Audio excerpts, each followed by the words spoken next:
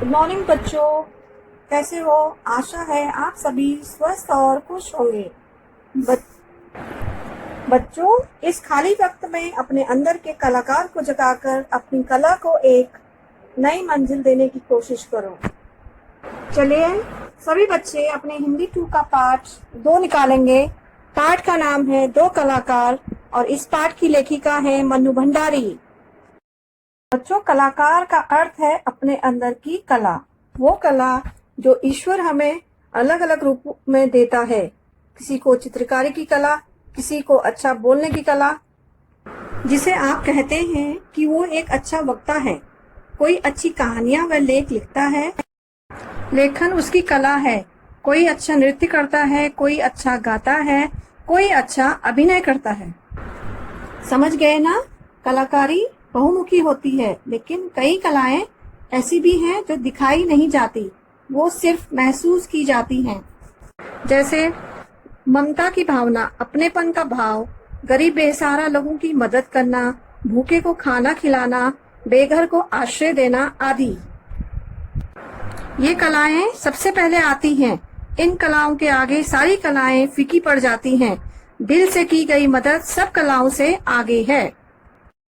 दो कलाकार कहानी भी दो कलाकारों की है, जिसमें एक बहुत जानी मानी चित्रकार है और दूसरी गरीबों की मदद करने के लिए सदा तत्पर रहती है, चाहे दिन हो या रात।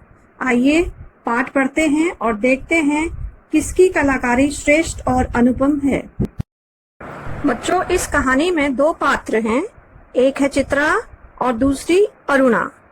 चित्रा एक चित्र बनाती है और सोती हुई अरुणा को उठाकर कहती है कि देख, मेरा चित्र पूरा हो गया है। तो अरुणा कहती है कि तुमने मेरी नींद खराब कर दी। चित्रा उस चित्र को बनाने में बहुत मेहनत करती है ताकि उसे पहला इनाम मिल जाए। अरुणा चित्र देख और मुंह धोकर बाहर जाती है तो देखती है कि कुछ बच्चे कमरे के बाहर उसका इंतजार कर रहे हैं। वो बच्चे बस्ती के चौकीदारों, नौकरों और चपरासियों के थे, जिन्हें अरुणा खाली समय में पढ़ाया करती थी। बच्चों, दोनों सहेलियां चाय पीते पीते आपस में बातें करती है और चित्रा कहती है कि उसके पिताजी का पत्र आया है और कोर्स खत्म होने के बाद उसे विदेश जाने की आज्ञा मिल गई है। तब अरुणा कहती है कि तुम्हारे पिता पैसे वाले हैं, तुम कुछ भी कर सकती हो।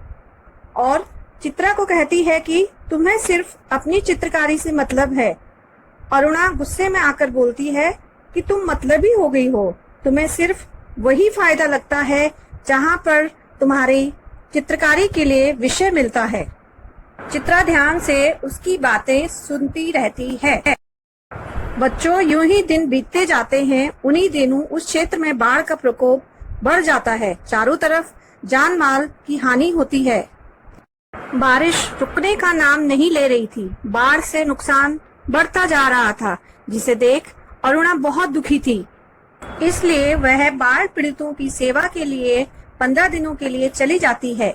लौटने के बाद अरुणा चित्रा के चित्र देखकर चकित हो जाती है, क्योंकि उसके चित्र हूबहू वैसे ही थे जैसे वह अपनी आंखों से देखकर आ रही थी। वक्त बीतता जाता है और चित्रा के विदेश जाने का तय हो जाता है। जिस दिन चित्रा को जाना था, अरुणा सुबह से उसका सामान ठीक कर रही थी। 3 बज गए थे। चित्रा अपने गुरुजी से मिलकर वापस नहीं आई थी। अरुणा उसका इंतजार करती रहती है।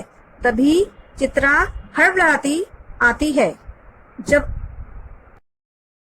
जब अरुणा उसके देर से आने का कारण पूछती है तो वह कहती है कि गर्ग स्टोर के पास जो पेड़ है, अक्सर वहां पर बैठने वाली गरीब औरत मरी पड़ी है और उसके दोनों बच्चे बुरी तरह रो रहे हैं।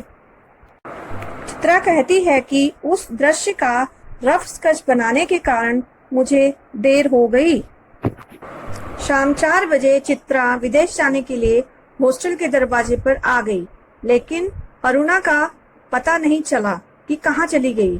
सारी लड़कियां चित्रा को छोड़ने स्टेशन तक गई, लेकिन चित्रा की कोई खबर नहीं थी कि वह कहाँ गई। चित्रा विदेश जाकर पूरी मेहनत से अपनी चित्रकारी में लग जाती है।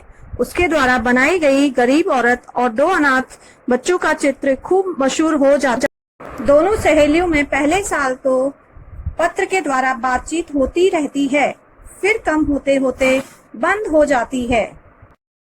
कई प्रतियोगिताओं में चित्रा का अनाथ वाला चित्र पहला इनाम पा चुका था।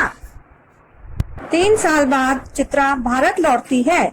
उन्हीं दिनों दिल्ली में प्रदर्शनी के दौरान उसकी मुलाकात अरुणा से होती है। दोनों सहेलियां एक दूसरे को देखकर खुश होती हैं।